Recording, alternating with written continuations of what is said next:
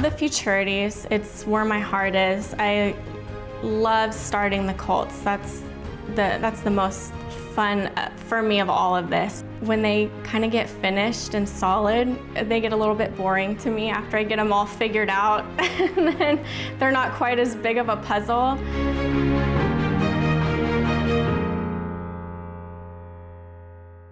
She's a blue jean baby with her hat down low, chasing that wild wind wherever it blows, flying through the night just as fast as she can go.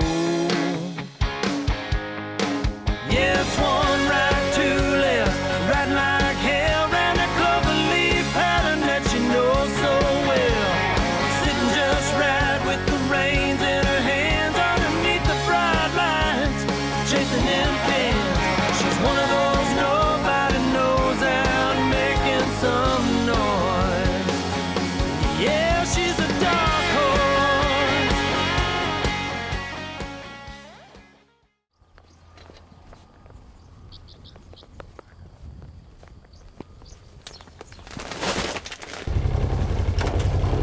I hope I don't run out of gas. I've had somebody else feeding for me, so I don't really know the conditions of my Ranger. We got a little bit.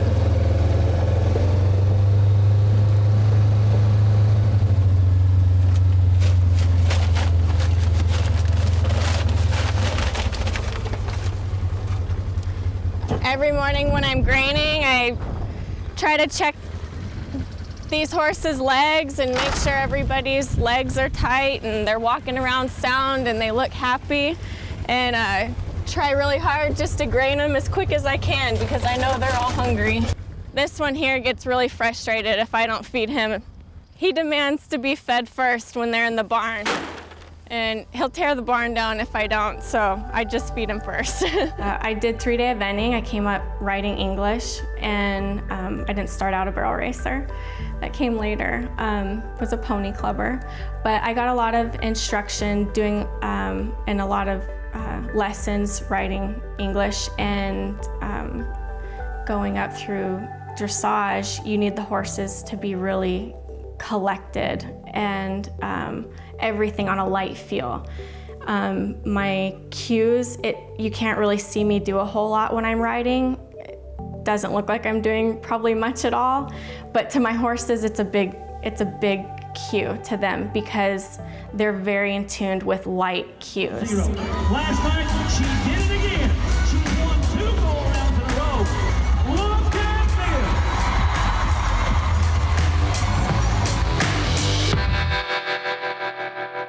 this. This mare here is one of my futurity colts this year. It's a French lady, and she's been doing really well. She's pretty easy to get along with. Yeah, I do prefer to keep my horses turned out for the majority of the time. If the weather's nice, they definitely stay out. Every one of my horses has their own paddock, and you can see they're pretty big. I don't ever put them in together with another horse because I'm afraid of getting kicked or running around, but my fences are electric and they stay away from them, so they're really safe. But I feel like keeping them out like this, they enjoy their time out, and I don't have to ride them down as much. When I get on them, they're not quite as fresh, and don't feel like ulcers are as big of a problem here. They get to graze all day. So when the weather's bad, they all have a spot in the barn, and as soon as it, clears up, then they get to come back out. Hey Dash, this colt here we call him Dash, but it's Mr. JB136. And he's one of my futurity colts this year. He actually is the one, he got reserve at the Diamonds and Dirt slot race. And it's kind of cool because now I've got some horses in training that are out of horses that I trained. So I had his mother, Miss Bay Dillon, and I futuritied her, and sold her to the JB Quarter Horses, and she's one of their brood mares. She was a really good futurity horse. And she's also the full sister to Dashing Dylan, who's one of my all-time favorite horses that I ever had. And so it's fun for me to see it come full circle. Now I'm training horses out of horses that I campaigned, and he is by Dash to Fame. So he's kind of a fun one.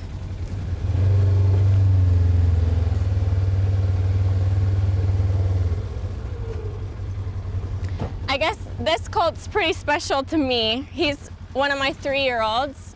My friend owns him, and yeah, he's a little tanker. He's just a 3-year-old, but he's really stout. I'm hoping he starts like growing up instead of out.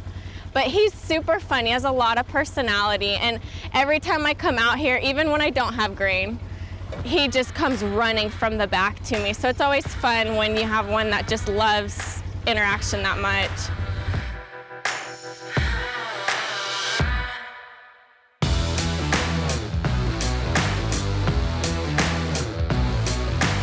This is a 3-year-old. He's by Epic Leader, and he's out of Flint and Moon Mist, and it's a mare that my friend Alex Lank owns, and I ran her 1 year for her, and she was nice enough to let me embryo the mare, and so I got this baby. We call him Baby Flirt. His mom's name is Flirt. I do ride them a little bit different with their body types and kind of how they want to be. This one has a lot more forward motion, and so I do a little bit more of a warm-up with him just so he backs off the bit a little bit and relaxes before I start him on the pattern.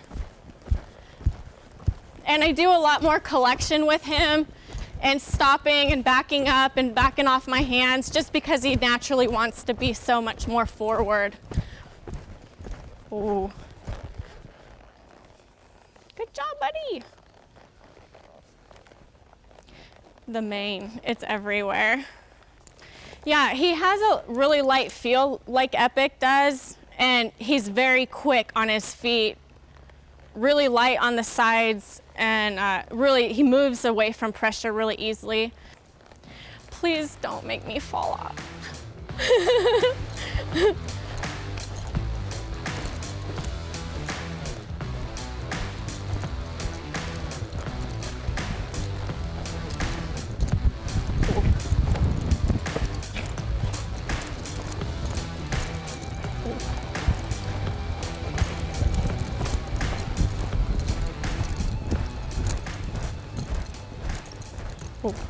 He definitely looks around a little more. Good boy. I think it kind of gives me a little bit of an edge being able to ride horses that are, out of horses or by horses that I either ran myself or I'm really familiar with certain bloodlines. My training, it's gotten a lot easier for me the last couple years doing that because they're so similar. And I feel like it's almost cheating on some of them when I've had the full sibling or the family, because they're so much like their family. You kind of know how they're going to operate, and it kind of gives you a little bit of a path to follow. Epic Leader is the horse. I like it. Mowry and Lofton on the horse. Kassie Mowry, International Finals Rodeo average champion. She's been to the Wrangler National Finals Rodeo as well. On a horse by Confederate Leader. Out of Firewater Fiesta by Firewater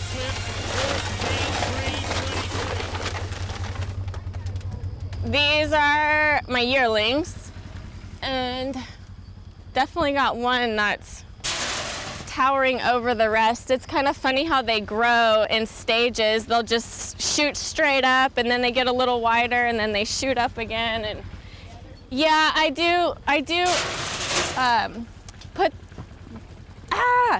put them out together when they're growing. They can all come in here close and get along. I feel like some of them that have been raised separate, they don't like other horses really close to them, or they get really scared if another horse maybe turns around towards them when they're tied up. They'll get scared and set back and things like that. So I do like them to be socialized. When they get to the point and they're big enough where they can kick and really hurt another one, then I do like to separate them, especially when they get shoes on their feet. But right now they just leave little nicks, and we can live with that.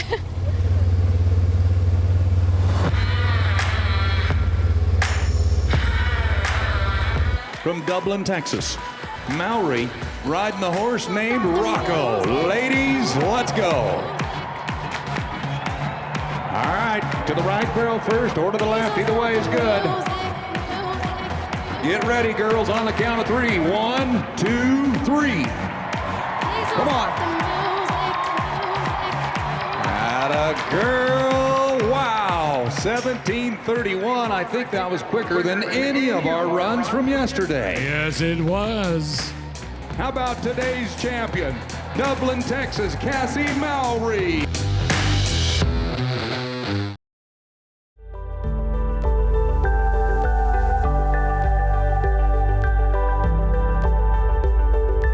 I guess I love the futurities. It's where my heart is. I love starting the colts. That's the most fun for me of all of this, and rewarding is the progression of the colts, and just the day-to-day progression.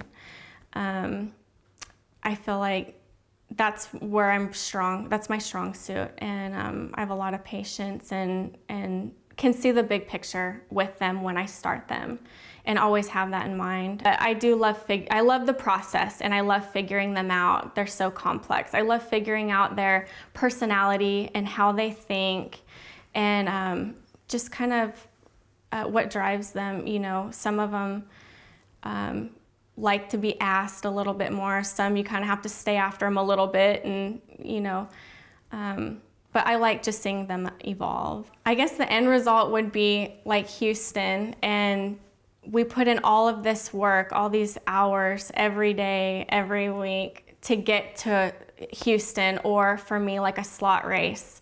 It's 15 seconds long, but it took so many hours and days of, you know, a year to get to that point. You know, those are the things that people don't see every day. You know, we're trying to get these colts to, you know, progress, and every week or every other week we take them to exhibition to kind of compare their times and see where they're at. They all go at a different pace. Some of them, it takes them a little bit longer to start and to figure out where their feet are, and some are a little bit clumsier, and some take to the barrels really quickly. And we kind of let them go at their own pace. And I compare them against each other a little bit just to see where they're at. But for the most part, I don't have a whole lot of expectations of them until late summer or the fall. I don't like riding 2-year-olds. That's not my cup of tea. I send them off to get broke. I don't really do much with 2-year-olds. I start my 3-year-olds in about February of their 3-year-old year, and we just kind of go from there. Sometimes it'll take me about a month, maybe a little bit longer, to get them riding how I want before I actually start them on the barrels, because I feel like, you know, from the colt starter to starting on the barrels, there's a good 30 days or more of riding that they need, different things that they need to know before they actually go on the pattern. That way we don't kind of run into things on the barrels. We don't want any setbacks actually on the barrels. So having horses run at that level that early on, I do want them to rely on me a lot in the pattern. I don't control their every move when they run through the pattern, but I do want to be able to guide them, and I want them to let me guide them. You know, being successful at the futurities is knowing, you know, when to back off and how much is too much. And we never want to just send a colt out there and scare them. So I guess I always, you know, go out there and maybe leave a little bit on the table, because I want that colt to come back confident and maybe do better the next day. It's a building process. I do want them to be light when I run them.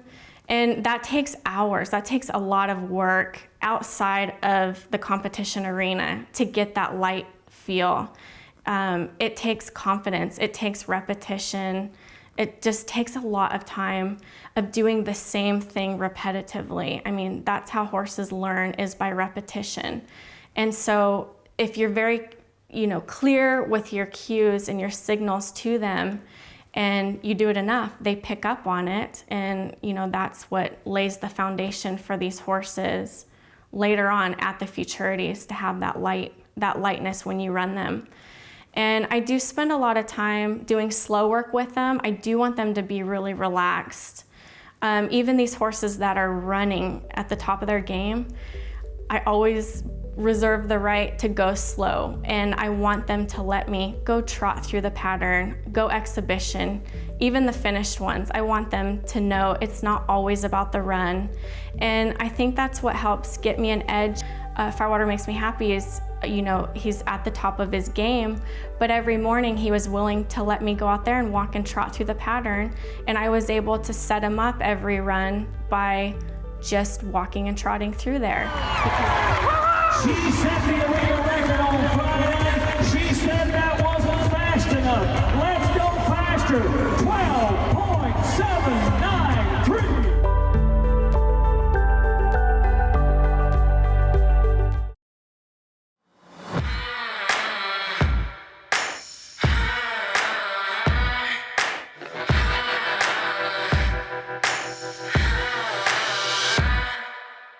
I've been using legacies for well over a decade, and my trick to them, to make them a little quicker to apply, is I bend the Velcro back so that it's really easy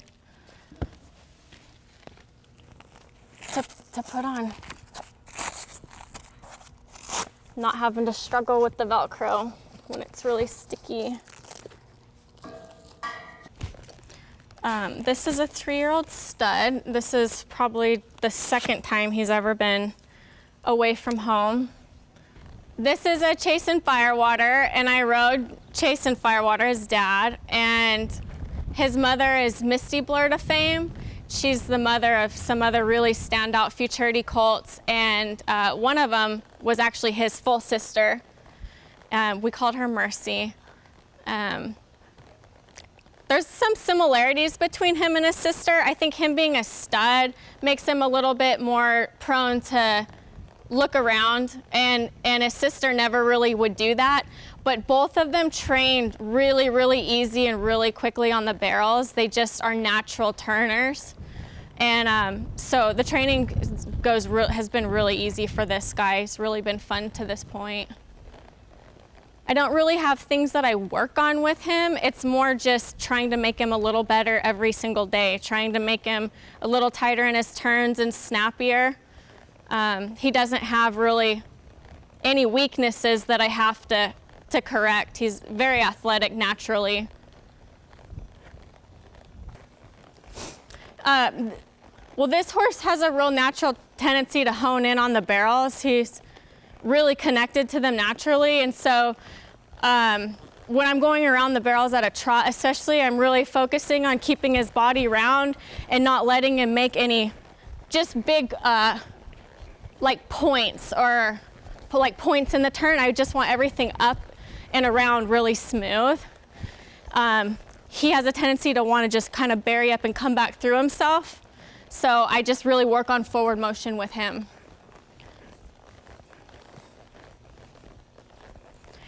The faster you go, the better he is, which is like weird. I mean, it's kind of crazy because you're like, you shouldn't know how to do that. But I think because he's so big and so lanky, it's easier for him to have a little bit of momentum going into those turns. So slow work can be a little bit harder for him to do things so slowly because his strides are so big. And so sometimes if I just bump him up a notch, he's more comfortable, and I'm good with that.